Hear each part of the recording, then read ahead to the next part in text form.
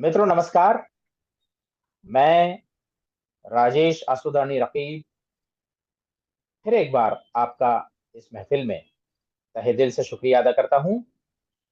पिछली बार की तरह ही मेरे साथ आज भी हैं गौरी सेन जी और मोहम्मद परवेज जी, और हम रूबरू हैं, जी हाँ, जैसा कि आप जानते ही हैं, हमारे अपने डॉक्टर विनोद आसुदानी जी से, जिन्हें 2023 का साहित्य अकादमी पुरस्कार मिला है सिंधी भाषा के लिए। वैसे तो डॉक्टर साहब हमेशा हमारे साथ रहते हैं, पर ये एक खास नशिस्त है, खास मौका है। पिछली बार बातें रही अधूरी, बिछड़ना पड़ा हमें, हाँ ये भी इत्तेफाक मुलाकात की तरह। पर हमारी मुलाकात डॉक्टर साहब के साथ एक इत्तेफाक नहीं है। मैं तो खैर जन्म से ही जुड़ा हूँ, उनका छोटा भाई हूँ, पर हम सब उनके साथ किसी न किसी रूप में जुड़े हैं, उन्हें जानते हैं, उन्हें सुनते आए हैं, उन्हें महसूस करते आए हैं इस चैनल पे, थ्रू लिटरेरी लेंस जिसका नाम है। और हमारे साथ वो अपनी रचनाएं या बाकी भी रचनाओं पर बातचीत करते आए हैं, और इससे हम लाभान्वित होते आए हैं। पर हाल ही में उन्हें अ, घोषित हुआ है साहित्य अकादमी पुरस्कार। ये हम सबके लिए बड़े फख्र की बात है। और पिछली दफा जहां तक बातें की थी उससे ज्यादा तो कई बातें करनी है उनसे, ऐसा हमें महसूस होता रहा। और इसलिए मैं चाहूंगा कि हम बातों का सिलसिला वहीं से शुरू करें जहां वो खत्म हुआ था। तो गौरी जी, प्रवेश जी, आपसे गुजारिश है कि आप सिलसिला आगे बढ़ाएं। जी नमस्कार सर। नमस्कार। नमस्कार। नमस्कार नमस्कार। जी, नमस्ते। तो हाँ जी, विनोद सर, हमने ब्रेल पर अपनी बात खत्म की थी। तो मतलब वहाँ थोड़ी सी ही बात हो पाई थी, और आपने कहा था कि हैवी किताबें, बहुत भारी भरकम किताबें होती हैं, और क्योंकि अब टेक्नोलॉजी आ गई है तो उनको पढ़ने का मतलब इतना ज़्यादा लोग ज़हमत नहीं उठाते हैं जितना टेक्नोलॉजी से। आपने कहा कि आप खुद भी कई सारी किताबें पढ़ डालते हैं अब। तो फिर भी मैं ये जानना चाहूँगी, और हमारे जो दर्शक हैं वो जानना चाहेंगे कि आपके दिन प्रतिदिन के कार्यों में ब्रेल लिपि किस तरह सहायक होती है? थोड़ा-सा यदि आप विस्तार से बताएँ। और जैसा कि आपको पता है कि अब ये एक डिजिटल ब्रेल या पेपरलेस ब्रेल का भी समय है, और बहुत तेज़ी से ऐसे डिवाइसेज़ बने हैं, ना केवल कि अब तो इंडिया में भी, मेड इन इंडिया भी बहुत सारे डिवाइसेज़ हैं। तो क्या आप इनमें से किसी का इस्तेमाल करते हैं या भविष्य में करना चाहेंगे? और इन सब के आने के बावजूद भी अ, आप कैसे देखते हैं लिपि के इस संकट को? क्या वाक़ई कोई संकट है, या महज़ ये हम लोगों का एक भ्रम है? अभी आपने ब्रेल से संबंधित तीन चार सवाल पूछ लिए हैं, और मैं पहले तीसरे नंबर पर के सवाल पर आता हूं कि जो डिजिटल ब्रेल है वो मैंने देखा जरूर है, लेकिन मैंने उपयोग नहीं किया है। और मेरा मानना है कि उसका उपयोग लिमिटेड सेंस में है। यदि आप कंप्यूटर स्क्रीन के साथ काम कर रहे हैं और वो जो ब्रेल डिस्प्ले आता है उसमें शायद दो दो चार लाइन्स ही डिस्प्ले होती हैं एट अ टाइम, तो उसको आप असेंशियल जैसे इंस्ट्रक्शंस है, अगर आपका काम इस तरीके का है जो असेंशियल इंस्ट्रक्शंस आपको ब्रेल में पढ़ना जरूरी है, तो वो डिजिटल ब्रेल उपयोगी है। किंतु मुझे नहीं लगता कि कोई पूरी किताब बैठ करके इंसान वो डिजिटल ब्रेल पर पढ़ना इतना सुलभ है, तो उसका लिमिटेड उपयोग है। दूसरी बात, आपने जैसे कहा कि ब्रेल लिपि पर संकट है। अब ये जो संकट है वो पार्शल संकट है, यानी किसी भी परिस्थिति में ब्रेल लिपि ये लुप्त नहीं होगी, इसकी इसका पूरा विश्वास मुझे है। अब ऐसा क्यों लगता है कि ब्रेल लिपि लुप्त होने के कगार पर है? वो इसलिए लगता है कि आज से 10-20 साल पहले जो एक वाइड स्प्रेड उपयोग था, वाइड स्प्रेड यूज था ब्रेल का, वो धीरे धीरे सिमटता जा रहा है। यानी अगर मैं दूसरे शब्दों में कहूं तो ब्रेल का जो स्कोप है वो नैरो होता चला जा रहा है। किंतु कुछ ऐसे क्षेत्र हैं जहां आज भी ब्रेल रिलेवेंट है और उपयोगी है। पहले ये समझ ले कि कहाँ उपयोगी नहीं है। जैसे किताबें पहले जो स्टूडेंट्स थे या अन्य लोग भी थे वो ब्रेल में पढ़ते थे। अब चूंकि most of the books audio format में उपलब्ध हैं और ऑडियो बुक्स बहुत इजीली असेसिबल है। आप लैपटॉप, कंप्यूटर, स्मार्टफोन, एंजल जैसे डिवाइसेस पर बहुत सहजता के साथ ऑडियो बुक्स पढ़ सकते हैं। तो इनका कॉस्ट निग्लिजिबल है, ऑडियो बुक का कॉस्ट लगभग ना के बराबर है। दूसरी बात, जी आपकी रीडिंग स्पीड बहुत फास्ट हो जाती है। जहां आप 1 घंटे में 15-20 पेजेस या 25 पेजेस ब्रेल के अगर पढ़ते हैं, तो यहाँ उसके 60-70 पेजेस भी पढ़े जा सकते हैं, आप बहुत फास्ट मोड में पढ़ें तो इसलिए जो ब्रेल पहले पढ़ते थे लोग, किताबें पढ़ते थे, वो नहीं हो रहा है। किंतु इसका मतलब ये नहीं कि ब्रेल कहीं भी उपयोगी नहीं है। जैसे मैं बता दूं, मैं आज भी अपने इंजीनियरिंग कॉलेज में जब अटेंडेंस लेता हूं तो ब्रेल स्लेट पर लेता हूं। वहां पर आपकी टेक्नोलॉजी काम नहीं करेगी, आप एक एक रोल कॉल को वहां रिकॉर्ड नहीं करेंगे। तो मैं बाकायदा रोल लिस्ट कॉल करता हूँ, और जो स्टूडेंट्स हाजिर होते हैं उनके नंबर्स में ब्रेल में नोट कर लेता हूँ। एक बात ये। दूसरी बात, मेरी अपनी सारी कविताएं, उनकी जो पांडुलिपि है, मैंने पहले ब्रेल में बनाई है, कि जब आपको कुछ ख्याल आता है, कुछ जहन में चलता है, कुछ क्रिएटिव प्रोसेस के थ्रू आप गुजर रहे हैं, उस समय आप एक एक लाइन को रिकॉर्ड करने नहीं जाएंगे, या स्क्रीन के सामने बैठ करके उसको टाइप भी नहीं करेंगे। कम से कम मैं नहीं करता हूं। यदि मैं टाइप करता हूं अपने लैपटॉप पर या कंप्यूटर पर, तो मेरा वो क्रिएटिव प्रोसेस उससे डिस्टर्ब्ड होता है। इसलिए मैं स्टाइलस और ब्रेल फ्रेम सामने डेस्क पर रख देता हूं, और जैसे जैसे जहन में कुछ कविता के बंद आते हैं, कोई गजल के शेर आते हैं, तो मैं उसको असेंशियली ब्रेल में ही पहले लिखता हूं। तो ये जो जो पर्सनलाइज्ड टास्क्स हैं, आज भी मुझे लगता है कि ब्रेल रिलेवेंट है और यूजफुल है, और ब्रेल का ये usefulness will continue for ever. I am absolutely sure about it. जी बिल्कुल डॉक्टर साहब, जिस तरह से ब्रेल में मैं तो ये कहूंगा कि लफ्ज जो है वो लम्ज में सिमट आते हैं। जी और आपकी तो जो लिखने की जो स्टाइलस है, आपका लिखने का स्टाइलस, और ब्रेल की जो स्लेट है लिखने की आपकी, वो तो संग्रहित भी की गई है, मैंने सुना है जी जी भोपाल में जी संग्रहालय में। तो ये जी। अपनी तरह की एक अनोखी घटना है, इस बारे में कुछ बताएं। अ, जो साहित्य से परिचित हैं वो जानते होंगे कि जी भोपाल शहर में दुष्यंत कुमार पांडुलिपि संग्रहालय है। ये जी हिंदी के जो बहुत बड़े गजलकार रहे हैं दुष्यंत कुमार, उनके स्मृति में जी वो संग्रहालय बनाया गया है।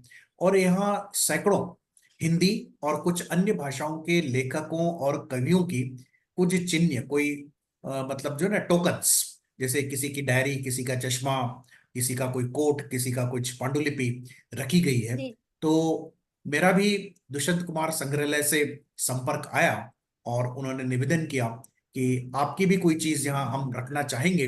तो मेरे लिए तो बहुत आनंद की बात थी। मैं खुद एक गजल का शायर हूँ, और दुष्यंत कुमार जैसे बड़े नाम वाले शायर के संग्रहालय में मेरी कोई चीज हो, इससे अधिक पुरस्कार मेरे लिए शायद कोई नहीं हो सकता था।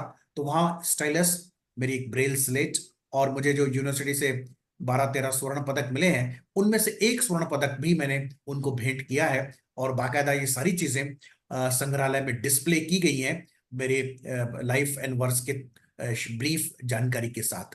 तो यदि आपको कभी भोपाल जाना हो, तो जरूर दुष्यंत कुमार संग्रहालय को भेंट दें। यहाँ बहुत सारे कवियों की ऐसी ऐसी चीजें रखी गई हैं जिसको महसूस कर सकते हैं। जो साहित्य और संस्कृति से प्रेम रखने वाले लोग हैं, उनके लिए तो साहब ये संग्रहालय बहुत ही आनंद की और बहुत ही अनुभूति की चीज है। वाह जी सर, ये तो बड़ी गौरवान्वित करने वाली और बात है। अब पूरी मैं समझता हूँ पूरी दृष्टिबाधित कम्युनिटी के लिए गर्व की बात है कि विनोद सर के जो स्टाइलस और स्लेट दुष्यंत कुमार संग्रहालय में रखे गए हैं। बहुत अच्छी बात आपने बताई सर। और साथ ही ये जान के भी बड़ी खुशी हुई कि आप डे टू डे जो आपके काम होते हैं उसमें ब्रेल यूज कर रहे हैं, ना केवल अपने राइटिंग के काम में कर रहे हैं, बल्कि अपना कॉलेज में जहाँ पढ़ाते हैं वहाँ भी आप ब्रेल यूज कर रहे हैं। और ये भी जान के बहुत अच्छा लगा आपके विचारों से कि तमाम चुनौतियों के बावजूद ब्रेल की उपादेयता बनी रहेगी। इसी बात को सर आगे बढ़ाते हुए आपके विचार मैं जानना चाहूंगा कि जैसे कहीं ना कहीं ब्रेल अगर सिमट रही है तो ब्रेल का एक विस्तार भी हो रहा है, और वो विस्तार उस दिशा में हो रहा है जो नॉन ब्रेल कम्युनिटी है। जो लोग जैसे कि हमारे लिफ्ट के पैनल पे ब्रेल होती है, या एटीएम मशीन्स पे ब्रेल होती है, या एयरलाइंस के मेन्यूज में ब्रेल होती है, या कुछ एक कंपनीज भी हैं जैसे मुझे याद आ रहा है सेवलॉन, वी उनके वॉश वी वॉश, तो उन्होंने अपने प्रोडक्ट्स की जो पैकेजिंग है उस पे भी ब्रेल में कुछ इन्फॉर्मेशन दी है। इस चीज को आप कैसे देखते हैं? मैं वही बता रहा हूं कि ब्रेल अपने नए नए क्षेत्र तलाश रहा है। जहाँ किताबें पढ़ने पहले ब्रेल होती थी, अब ऑडियो बुक्स आ जी, गए हैं, तो वो क्षेत्र अगर ब्रेल के लिए बंद हो गया तो एक नए जी, आयाम जो है वो ब्रेल के उपयोगिता के लिए खुल चुके हैं। और ये एक्सेसिबिलिटी के लिए बहुत ही महत्वपूर्ण भूमिका ब्रेल निभा रही है। जैसे आप यदि ट्रेन में सफर करते हैं तो जो बर्थ जी, नंबर्स हैं वो ब्रेल में लिखे हैं। अब मुझे बताइए यहाँ पर आपकी कौन सी टेक्नोलॉजी काम करेगी? क्या ऑडियो में कैसे लिखेंगे आप वहां पर? या आप प्रत्येक व्यक्ति के पास ऐसा कोई ऑडियो रीडर तो होगा नहीं कि आप उसको घुमा लें और नंबर्स आपको दिख जाए। तो यह असेंशियली ब्रेल काम में आती है, असेंशियली। हम्म, जैसे जी, वैसा ही है प्रोडक्ट पर। हाँ, प्रोडक्ट पर ऐसे ही मुझे पता है कि कुछ ऐसे जो टॉकिंग पेन्स आजकल आ गए हैं, रीडर्स आ गए हैं, जो आप किसी प्रोडक्ट के ऊपर रख दें तो स्कैन करके आपको हम्म, पढ़ के बता सकता जी है। लेकिन वो आपके जी पास होना हाँ, चाहिए। लेकिन अगर वो हम्म काम नहीं करे कभी, इससे बेटर है कि चीजों पर हम्म ब्रेल में लेबलिंग अगर की जाए तो वो बहुत ही जी, जी, बिल्कुल, अच्छी चीज है।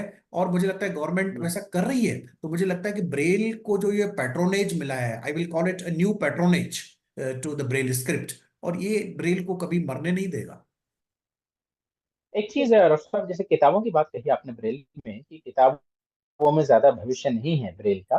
पर ये मैं कहना चाहूंगा कि बच्चे जब पढ़ाई करते हैं, स्कूली पढ़ाई खास करके, तो अगर वो ब्रेल में किताबें नहीं पढ़े, ब्लाइंड बच्चों की बात कर रहा हूँ, तो अगर वो ब्रेल में अगर किताबें नहीं पढ़ते, तो उनकी जो भाषा ज्ञान है, उनका जो भाषा ज्ञान है, जो स्पेलिंग है, जो वर्तनी है भाषा की, वो बहुत ही कच्ची रह जाती है। बिल्कुल आजकल तो हम देख रहे हैं जो नए स्टूडेंट्स हैं, बिल्कुल मतलब आप उनसे अबाउट का स्पेलिंग पूछे वो नहीं बता पाएंगे। तो ये अब इसको आप कैसे अब सोचते हैं? राजेश जी, ये बात आपकी बिल्कुल सही है कि स्कूल लेवल पर ब्रेल की किताबें पढ़नी चाहिए। और ये जो समस्या है वो नॉर्मल बच्चों के साथ भी है। अगर ऐसे जो हाईटेक स्कूल्स हैं जहां पर बच्चा पेन से नहीं लिखता है कागज पर और वो लैपटॉप पर लिखता है शुरू से, बिल्कुल प्राइमरी क्लासेस से लेकर, तो स्पेलिंग्स का प्रॉब्लम उनको भी आता है। तो ये एक कॉमन प्रॉब्लम है जहां हम अपनी प्राइमरी स्क्रिप्ट को छोड़ करके हम डिजिटाइज्ड स्क्रिप्ट की तरफ जब भी जाएंगे तो ये चैलेंजेस आएंगे वहां पर। आज हम और आप जब भी लिखना चाहते हैं स्पेलिंग के साथ, तो हमें भी स्पेलिंग के चैलेंज आते हैं। बिकॉज हो क्या रहा है कि जब आप स्मार्टफोन पर लिख रहे हैं या लैपटॉप पर लिख रहे हैं तो ऑटोमेटिकली आपकी ग्रामर और स्पेलिंग करेक्ट हो रही है, तो आपको स्पेलिंग याद रखने की आवश्यकता नहीं है। और ये चीज अगर बच्चों को बचपन से दे दी जाए तो then they won't bother about the correctness of the grammar and spelling.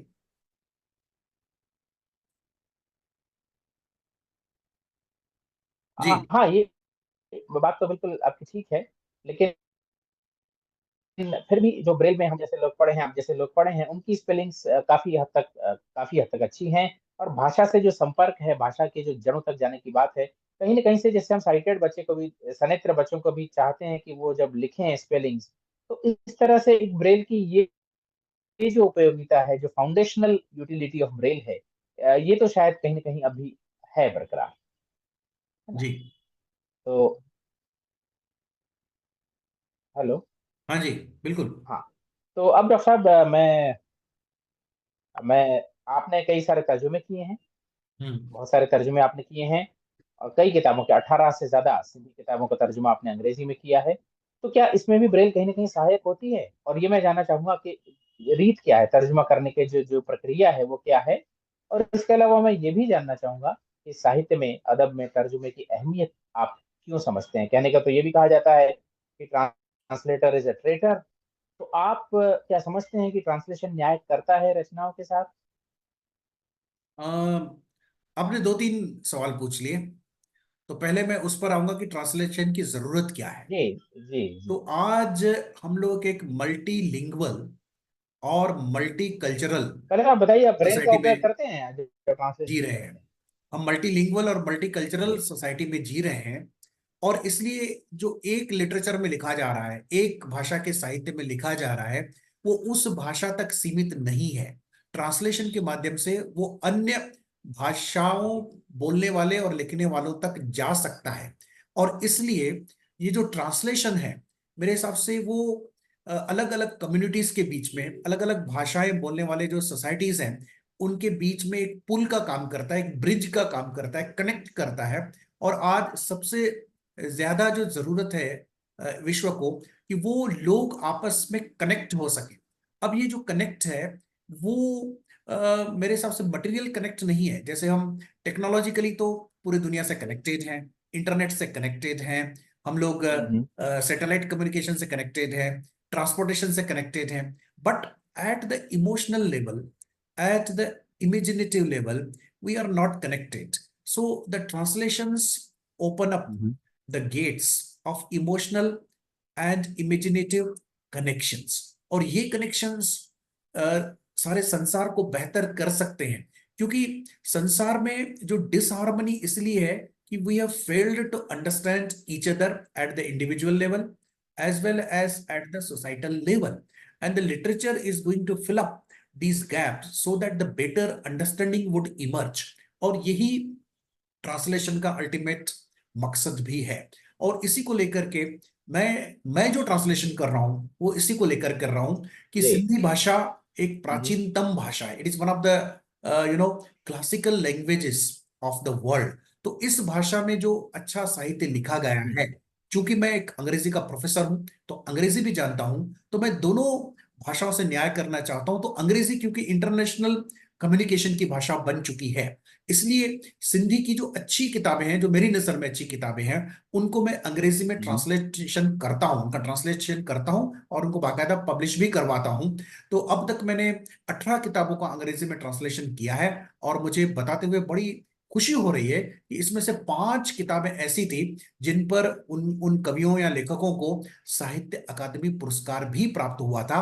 जैसे अर्जन हसन साहब की गजल संग्रह है सॉइल्ड सन, वासुदेव मोही साहब का एक गजल संग्रह है मेड ऑफ आइस, उसी प्रकार से एम कमल जी का इनहेरिटर्स ऑफ फायर, ये भी गजल संग्रह है।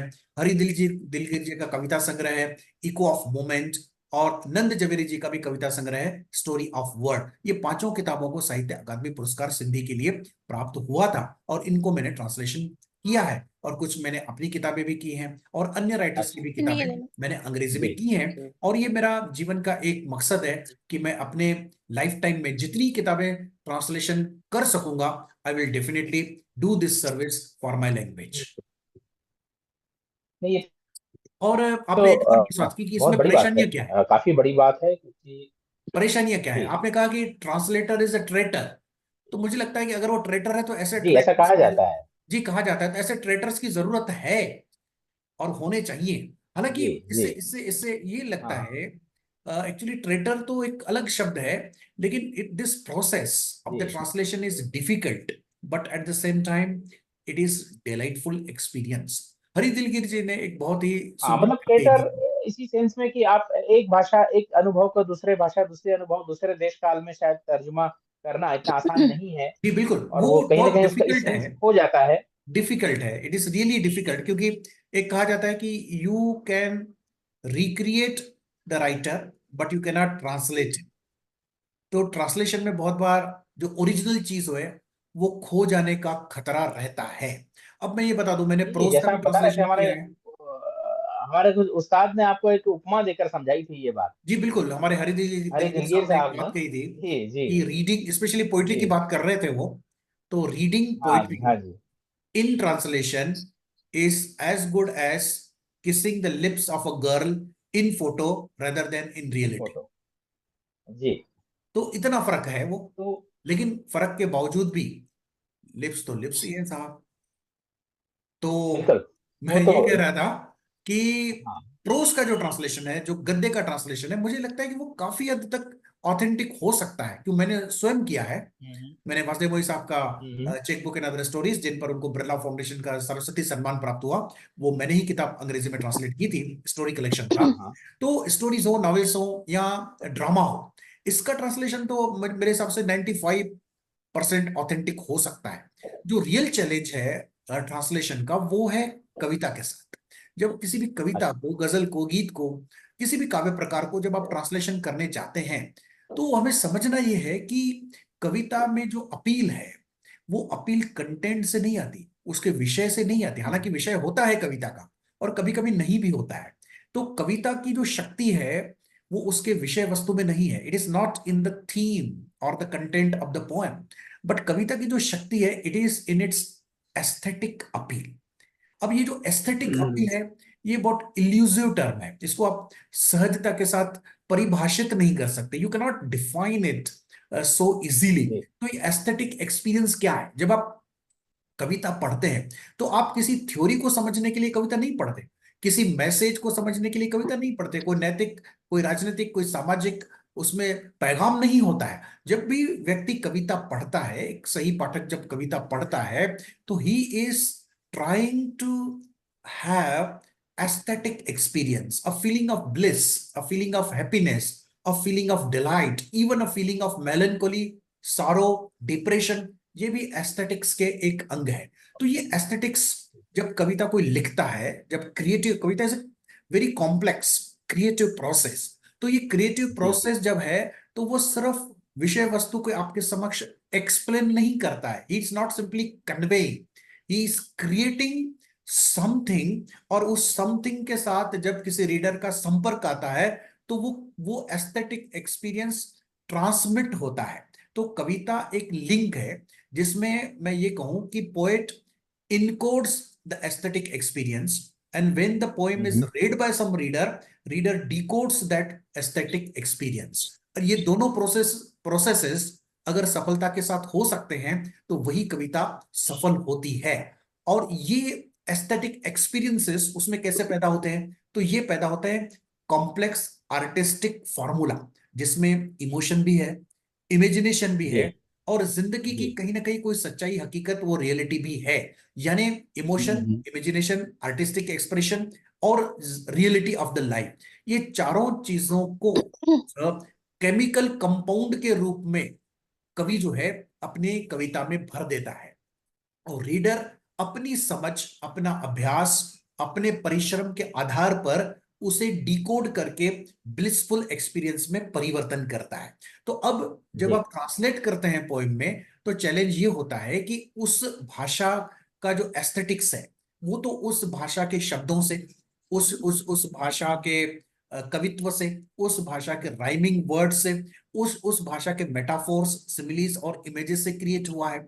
तो ये आप राइमिंग बोलिए, आप उस भाषा का डिक्शन बोलिए, आप उस भाषा का जो मेटाफोरिकल वैल्यू है, मेटाफोरिकल सिग्निफिकेंस है, जो फ्रेसोलॉजी है, जो इडियम्स है, उसको एज इट इज एक नई भाषा में नहीं रख सकते हैं। आप कोशिश भी करें तो उसका मेटाफोरिकल और जो सिंबॉलिक सिग्निफिकेंस है दूसरी भाषा, टारगेट लैंग्वेज का, वो डेफिनेटली डिफरेंट होगा। यदि सिंधी में मैं कोई बात कह रहा हूं किसी मेटाफोर के माध्यम से, किसी रूपक के माध्यम से, किसी उपमा के माध्यम से, तो वही बात मैं अंग्रेजी में उसी प्रकार की मुझे रूपक, उसी प्रकार के मेटाफोर नहीं मिलेगी।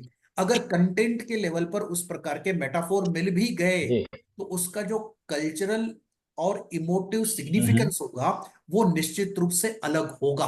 तो इसलिए जी जब हम पोएम्स को ट्रांसलेट करते हैं उसका कंटेंट तो आ पाता है, और मैं आई बिल्कुल, मुझे ये बात स्वीकार करने में कोई हिचकिचाहट नहीं है, तो उसका जो एस्थेटिक सेंस है वो बहुत कम आ पाता है। वो डिपेंड करता है कि ट्रांसलेटर यदि स्वयं कवि है तो 40-50% एस्थेटिक सेंस हाँ जी रिक्रिएट कर पाते हैं। और टू बी वेरी फ्रैंक, जो व्यक्ति खुद कवि नहीं है उसे मैं सलाह देना चाहूंगा तो कम से कम कविता का ट्रांसलेशन वो ना करे, क्योंकि स्वयं अगर कवि नहीं है तो उसको पता ही नहीं है how to create this aesthetic appeal in the, तो जी उसको अगर बिल्कुल पता ही नहीं है तो सही है। उसको कभी भी कविता का ट्रांसलेशन नहीं करने चाहिए। तो दुर्भाग्य की बात है सभी भाषाओं में बहुत बार कविताओं के ट्रांसलेशन ऐसे व्यक्ति करते हैं जो स्वयं कवि नहीं है। तो ऐसे ट्रांसलेशन मेरी नजर में ऑथेंटिक हो ही नहीं सकते, चाहे उनका कंटेंट कितना भी परफेक्ट क्यों ना हो।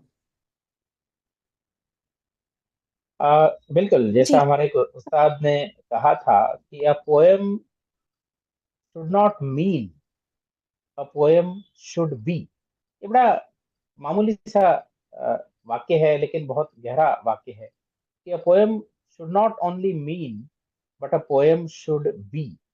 तो ये जो बीइंग है, जो होना है एक कविता का, ये शायद पूरी तरह अनुवाद नहीं किया जा सकता, क्योंकि जो होना है वो उस परिप्रेक्ष्य में, उस संस्कृति में, उस रूपकों में, उपमाओं में, बिंबों में, प्रतीकों में, वो सारे के सारे दूसरी भाषा में नहीं उतारे जा सकते, जैसा आपने बड़े विस्तार से और बड़े अच्छे से समझाया है हमको, जी। तो वही ट्रांसलेशन में कहीं ना कहीं कविता के ट्रांसलेशन बहुत एक बड़ी चुनौती है। मैंने कईयों के ट्रांसलेशन सुने हैं, गुलजार की कविताओं के, टैगोर की कविताओं के, बहुत सारे लोग करते हैं।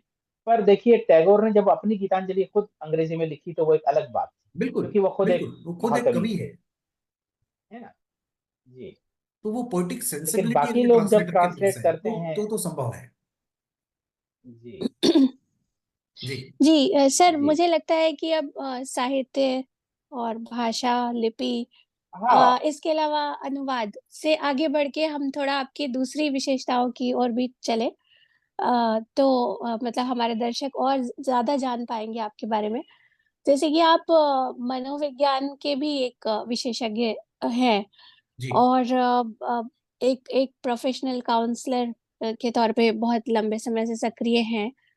तो एक तो मैं चाहूँगी कि क्योंकि मैं खुद भी लाभान्वित हुई हूँ उससे, ये भी मैं बताना चाहूँगी दर्शकों को। और मैं चाहूँगी कि आप ये बताएँ कि आपने ये काम कब से, मतलब आप ये काउंसलिंग का काम भी कब से कर रहे हैं? और दृष्टिबाधिता के चलते क्या कभी इसमें किसी तरह के चैलेंजेस होते हैं? क्योंकि बहुत सारी चीज़ें होती हैं जो बहुत सीक्रेट होती हैं, बहुत डिस्क्लोज़ नहीं की जा सकती इस तरह के काम में। तो कभी ऐसा होता है कि किसी के डिटेल्स या कई बार आपको ऐसा लगता हो कि फेशियल एक्सप्रेशन या फेस टू फेस मीट या इस तरह की ज़रूरत है? तो थोड़ा इस बारे में कुछ एक्सप्लेन करें। पहले तो मैं बता दूं कि मैं 15-16 वर्षों से एज अ कंसल्टेंट काउंसलर और साइकोलॉजिस्ट के रूप में कार्य कर रहा हूं। मेरी अपनी प्रैक्टिस है और मुझे बड़ा इंटरेस्ट था साइकोलॉजी में। तो मैंने अन्नामला यूनिवर्सिटी से एमएससी अप्लाइड साइकोलॉजी किया। राजेश जी भी मेरे साथ थे। 2007-8 की बात है।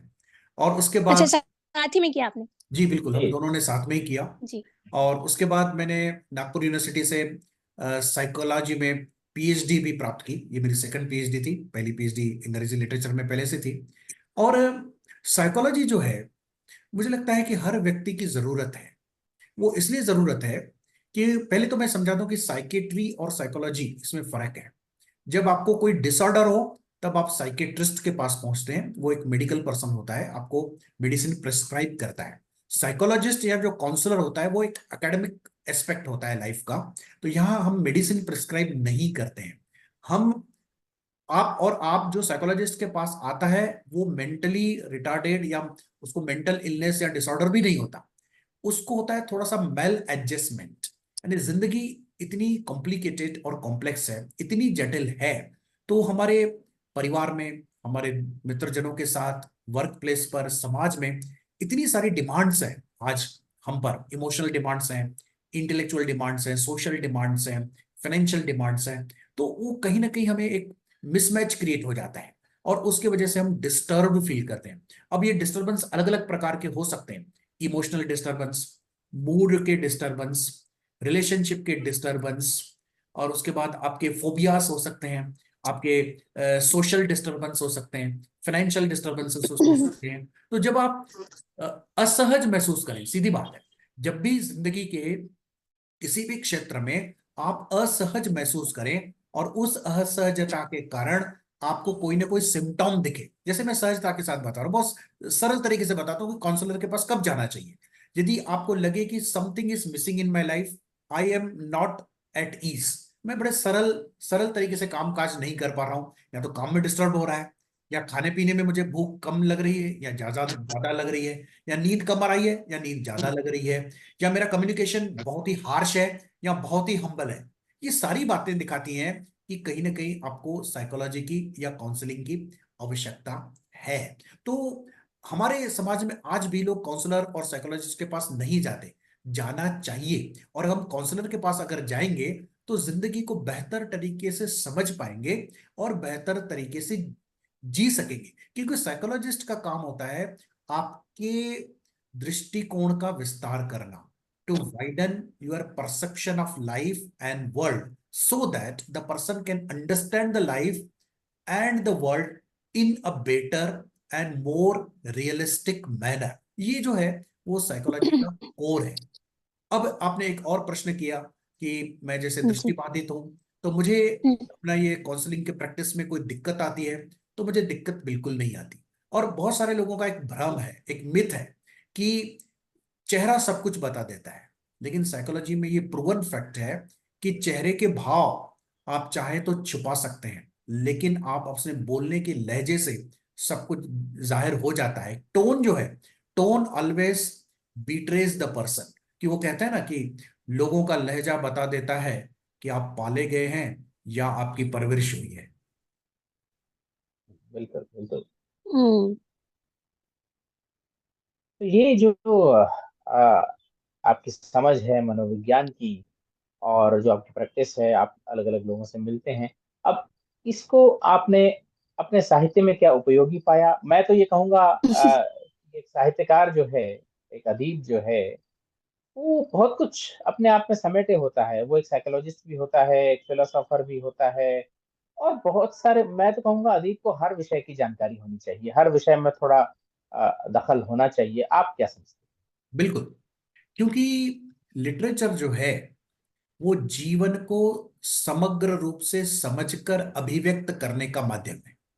तो एक साहित्यकार यदि जीवन के सिर्फ एक ही पहलू से परिचित होगा, तो उसका जो सृजन होगा वो भी बहुत ही नैरो कैनवस पर आपको दिखेगा।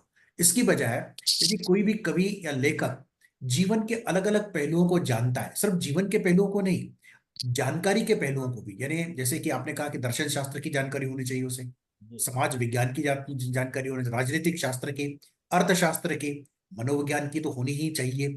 Even law, medicine, engineering, technology, science, quantum physics, इन सब की थोड़ी थोड़ी जानकारी होनी चाहिए उसके पास। उससे होता क्या है कि हमें उन विषयों में एक्सपर्ट नहीं बनना है, लेकिन ये विषय किसी न किसी स्तर पर जीवन को प्रभावित करते हैं। तो जब हम जीवन को चित्रित करते हैं अपने साहित्य के अंतर्गत और इन विषयों की जानकारी रहते हैं, तो हम सही तरीके से, समग्र दृष्टि से, कंप्रहेंसिव तरीके से लाइफ को डिपिक्ट कर पाते हैं, उनका वर्णन कर पाते हैं, और इसलिए साहित्यकार को सभी की जानकारी होनी चाहिए। और खास करके मनोविज्ञान की यानी साइकोलॉजी की जानकारी बहुत जरूरी है, क्योंकि हमारे बहुत सारे जो बातें हैं वो हमारे अनकॉन्शियस, सबकॉन्शियस में, हमारे इमोशनल पैटर्न्स में, हमारे इमेजिनेशन में होती हैं, और साहित्यकार उन्हीं को पकड़ता है। किसी पोएम में वही बातें होती हैं जो एक साधारण व्यक्ति तो नहीं कहता, लेकिन उसको उसके अनुभव का हिस्सा होती हैं। और जब लेखक वही वही चीज अपनी कहानी या नावल या कविता में कहता है, और पाठक जब उसको पढ़ता है, तो उसको क्यों आनंद आता है? उसको आनंद इसलिए आता है कि उसको पता है कि ये मेरी बात है। लेकिन कमाल की बात ये होती है कि उसको भी नहीं पता कि ये मेरी बात है, उसको अभिव्यक्त कैसे किया जाए। लेकिन एक साहित्यकार उसको अभिव्यक्त कर पाता है, जो पाठक की बात है, जो पाठकों की बात है, लेकिन वो अभिव्यक्त करने के लिए सक्षम नहीं है। तो इसलिए कोई भी एक अच्छा साहित्यकार अनइंटेंशनली एक साइकोलॉजिस्ट भी होता है, चाहे उसको पता हो या पता ना हो। और फ्रॉइड ने यही कहा था, जब फ्रॉइड को उसको कहा गया उनके 80th बर्थडे पर कि you are the discoverer of unconscious, तो उन्होंने कहा कि नहीं साहब, I am not the discoverer of unconscious, because unconscious had already been unconsciously discovered by the romantic poets। बिल्कुल तो बिल्कुल। एक अच्छे कवि जो उनका होते ये हैं है, वो हमेशा ही मनोविज्ञान की बात करते हैं, चाहे उनको पता हो या ना हो। तो इससे बेहतर है क्योंकि कि उन्हें, यदि आप एक अच्छी कविता हाँ, करना चाहते हैं तो मनोविज्ञान को और दर्शन शास्त्र को, इन दोनों को ठीक से पढ़ें।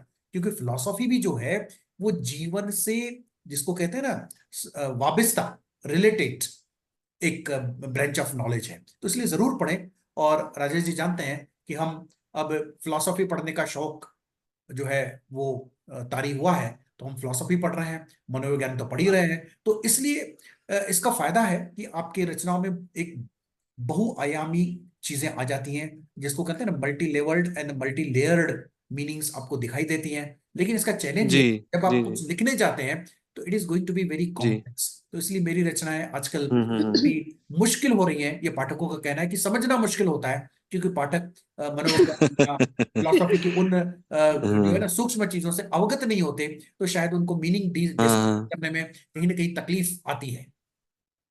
जी, जी। अच्छा सर, ये काफ़ी अच्छी इंटरेस्टिंग बातें बताई आपने। अब मेरे मन में जो अगला जो प्रश्न आ रहा है वो ये आ रहा है कि देखिए आप कॉलेज में पढ़ाते भी हैं, आप लिख भी रहे हैं और बहुत अच्छा लिख रहे हैं, बहुत उम्दा लिख रहे हैं। इसके अलावा आप मनोवैज्ञानिक के तौर पे भी काम कर रहे हैं। और लेखक होने के नाते आपको कई कार्यक्रमों में जाना भी पड़ता होगा। तो इस इतनी सारी आपकी एक्टिविटीज़ हैं, तो टाइम मैनेज कैसे करते हैं? अपना टाइम मैनेजमेंट के बारे में थोड़ा-सा कुछ टिप्स भी हम लोगों को दीजिए कि कैसे इतने सारे काम आप एक साथ कर पा रहे हैं? और एक काम करता हूँ, मैं लाइफ कोच और मोटिवेटर भी हूँ, एचआरडी ट्रेनर भी हूँ।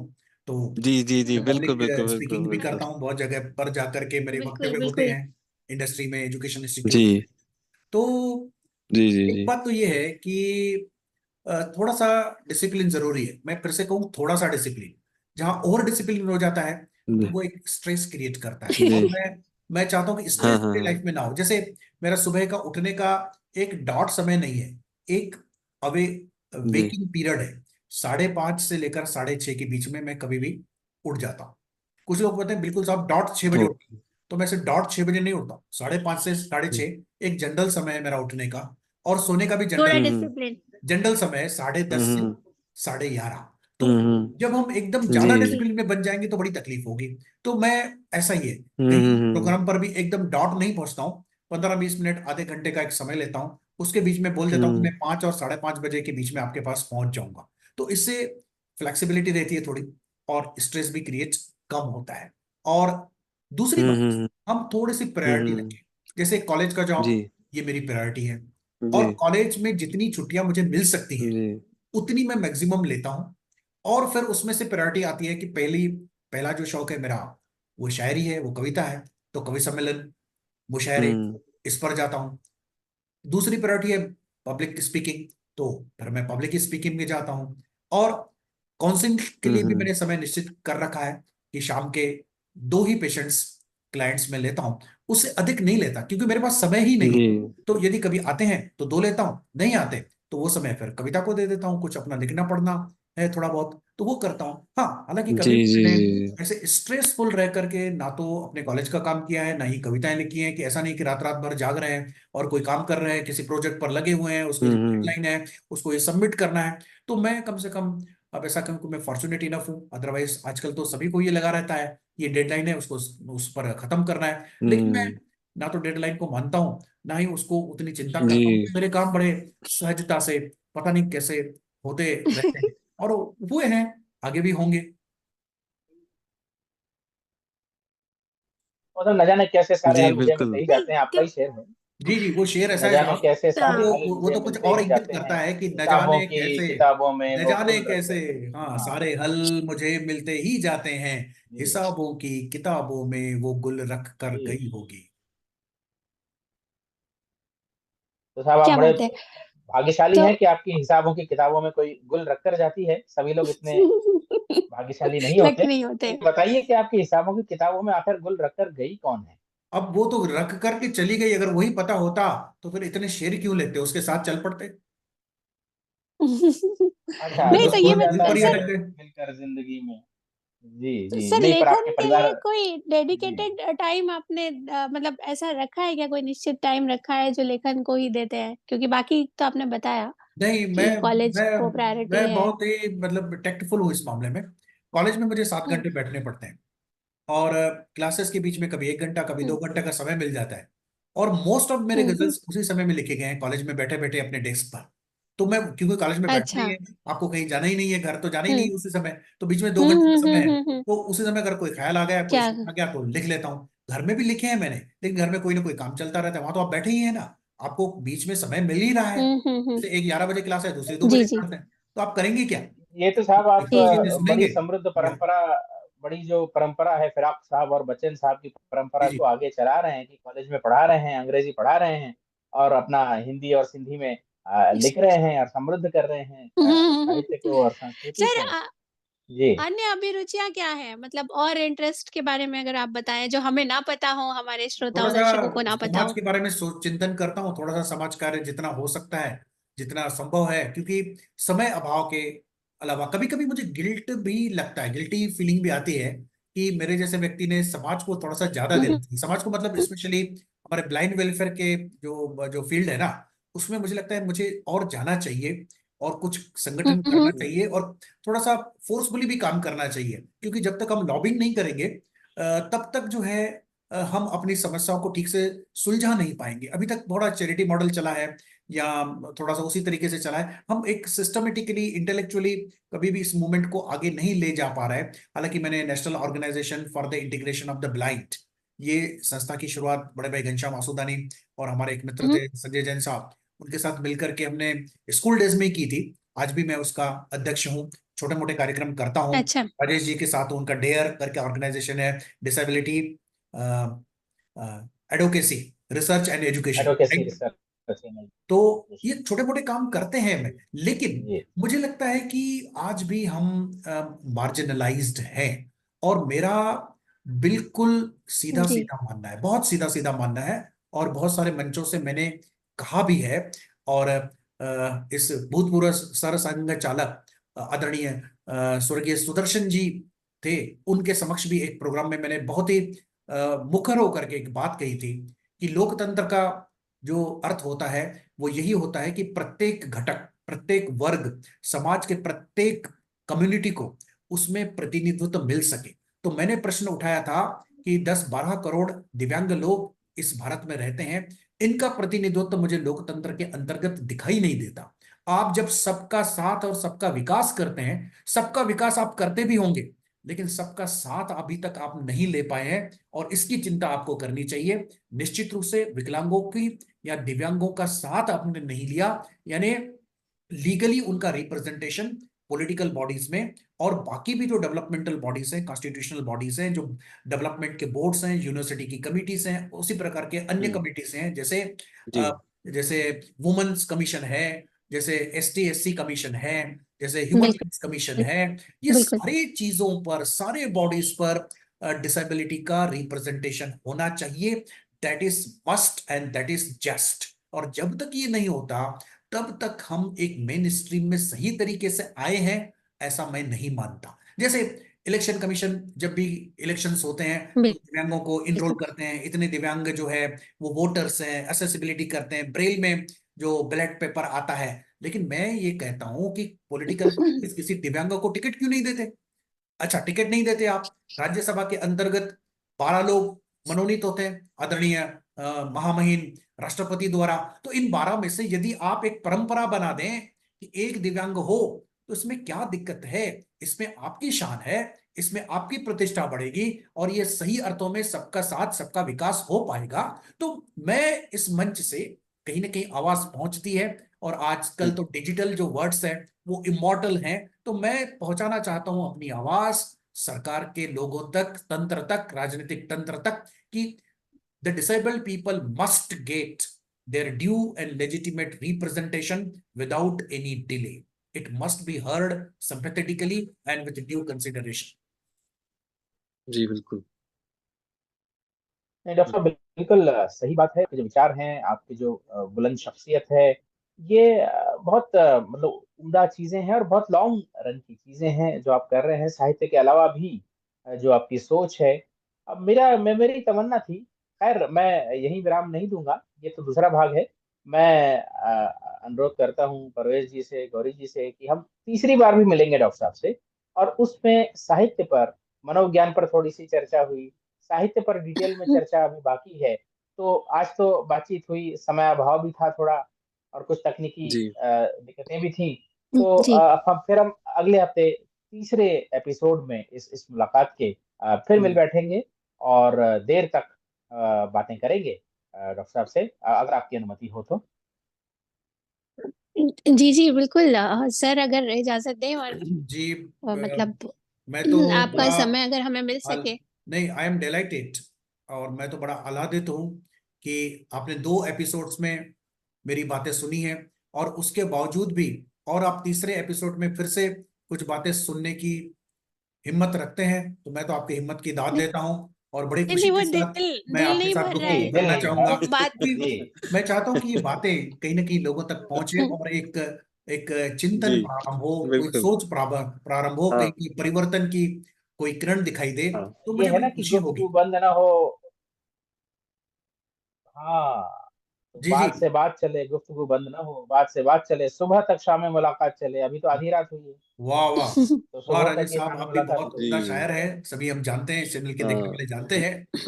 सर मैं एक बात कहना चाहूंगा विनोद सर को कि अब जी देखिए रात का समय हो रहा है सोने का, लेकिन आपसे बातचीत करने के बाद एकदम तरोताजा महसूस हो रहा है, जैसे सुबह हो गई हो। जागरण हो रहा है सर। जी क्या बात है, वाह जी वाह, जी। आप सभी शायराना तबीयत के मालिक हैं। बिल्कुल, ये कहना, ये छूत की बीमारी है। जी हाँ, और मैं तो जी। चाहता हूँ कि ये वो छूत की वो बीमारी लग बढ़ती चली जाए। आप जाती लोगों है। को शायरी सुनाएं, लोगों को हाँ, कविता सुनाएं, क्योंकि कविता एक अब अपने यही आप में बहुत बिल्कुल। ही प्रभावी माध्यम है जीवन को समझने का और जीवन जीने का। जी बिल्कुल। जी मैं बिल्कुल अभी बिल्कुल। सुन रहा था, डॉक्टर सलमान अख्तर को सुन रहा था। उन्होंने एक बड़ी उम्दा बात कही, जिस पर अगली बार हम उसी से जी बातचीत आरंभ करेंगे। जी उन्होंने कहा कि जब कोई पेशेंट आता है मेरे पास, वो भी एक साइकेट्रिस्ट हैं जेफरसन मेडिकल कॉलेज में, और साइकेट्रिस्ट से ज्यादा साइकोलॉजिस्ट हैं, साइको एनालिस्ट हैं। तो है कि हम जब पेशेंट को सुनते हैं, या आप किसी पेशेंट को सुने, वो चंडीगढ़ मेडिकल कॉलेज में बातचीत कर रहे थे, तो जो भी वो पेशेंट कह रहा है, वो ये ना उसको अगर आप प्रोज की तरह सुनेंगे, गद्य की तरह सुनेंगे, तो आप विशेष आगे नहीं पहुंच पाएंगे, थोड़ा बहुत पहुंच पाएंगे। आप उसे पद्य की तरह सुने, आप उसे कविता की तरह सुने, तो आप उसके अंतरतम में पहुंच के और उसको ठीक कर सकते हैं। ऐसा उनका कहना था। बिल्कुल, ये जी बहुत ही तो कमाल यहीं का से हम अगली स्टेटमेंट है, बार ये बात कमाल शुरू का करेंगे। स्टेटमेंट है सलमान अख्तर साहब का। जी और इसी जी। से हम लोग अगले एपिसोड की अपनी बात प्रारंभ करेंगे कि बिल्कुल कविता की भाषा क्या है, बिल्कुल। और कैसे कविता हाँ की जी, भाषा जी मैथमेटिक्स की भाषा से अलग होती है, और इसकी क्या उपयोगिता है, क्योंकि अलग है। लोग भूलते चले जा रहे हैं कि कविता की अपनी भाषा होती है। जी जी जी बिल्कुल बिल्कुल। बिल्कुल। चलिए जी जी। तो बहुत शुक्रिया, सर, आज हम बहुत मिल बहुत बैठे, शुक्रिया सर। अच्छा जी लगा। बिल्कुल। आप सभी थैंक यू का बहुत सर। बहुत शुक्रिया, बहुत बहुत धन्यवाद। आई धन्यवाद really Gauri thankful ji, to Parvez ji, all आपका थ्री भी। Of you.